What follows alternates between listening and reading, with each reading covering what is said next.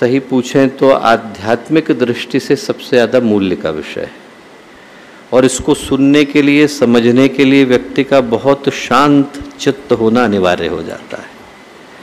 हम लोग वैज्ञानिक दृष्टि से एक शब्द का इस्तेमाल करते हैं, कहते हैं इवोल्यूशन। इवोल्यूशन का हिंदी में क्या अर्थ है? हिंदी में हम उसको कहते हैं क्रमिक विकास। और क्रमिक विकास का क्या अर्थ है?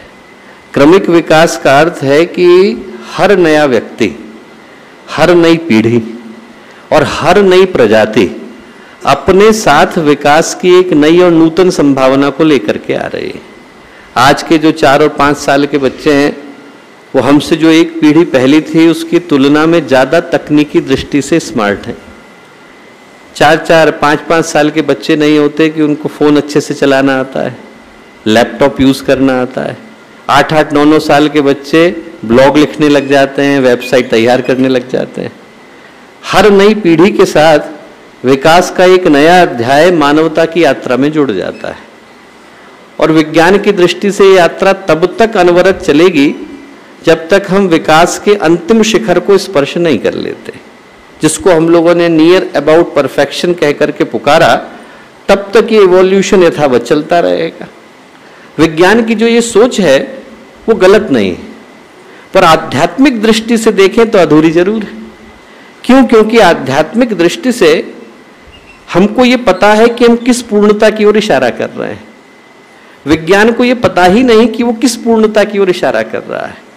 पर यदि हम लोग अध्यात्म की दृष्टि से, विशेष रूप से भारतीय अध्यात्म की दृष्टि से देखें, उपनिषदों के ऋषियों को उठा करके देखें, ज्ञान के शिखरों को, अध्यात्म के हिमालय को, भक्ति के सागरों को उठा करके देखें, तो न जाने कितना जमाना हो गया कि भारत में ज्ञान की जितनी परंपराएं हैं वो सारी की सारी पूर्णता की ओर इशारा करती हुई नजर आती हैं।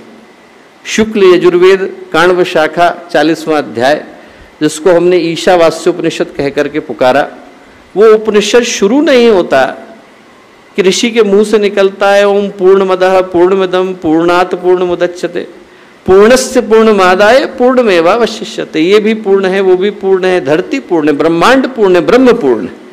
और उस पूर्ण में से जब पूर्ण को निकाल लिया जाता है तब भी पूर्ण ही शेष रह जाता है। आध्यात्मिक दृष्टि से देखें तो जो मनुष्य का जीवन मिला वो सिर्फ एक उद्देश्य के लिए मिला कि ये पूर्णता की यात्रा के लिए मिला। जिसको हम लोगों ने इवोल्यूशन कह करके पुकारा, वो इवोल्यूशन बाहर नहीं, मनुष्य के भीतर घट रहा है। हमारे जीवन के अंदर हम दोनों ही संभावनाओं को लेकर के आए।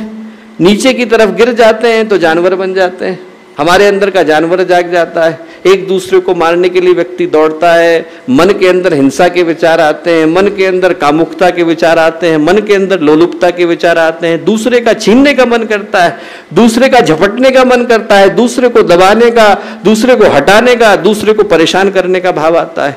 और वहीं पर यदि मनुष्य के जीवन में चिंतन प्रकाशित होता है, भावनाएं उज्जवल होती हैं, तो उसी मनुष्य के जीवन में हम लोग अवतार को जन्म लेते देखते हैं।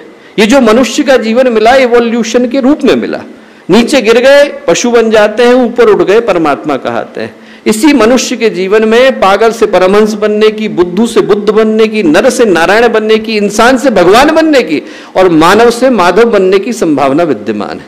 उन सारी संभावनाओं को लेकर इंसान धरती पर आया। हमारे YouTube चैनल शांति कुंज वीडियो गायत्री परिवार को सब्सक्राइब करें एवं बेल आइकन जरूर दबाएं ताकि गायत्री परिवार की विभिन्न गतिविधियों की जानकारी आपको मिलती रहे।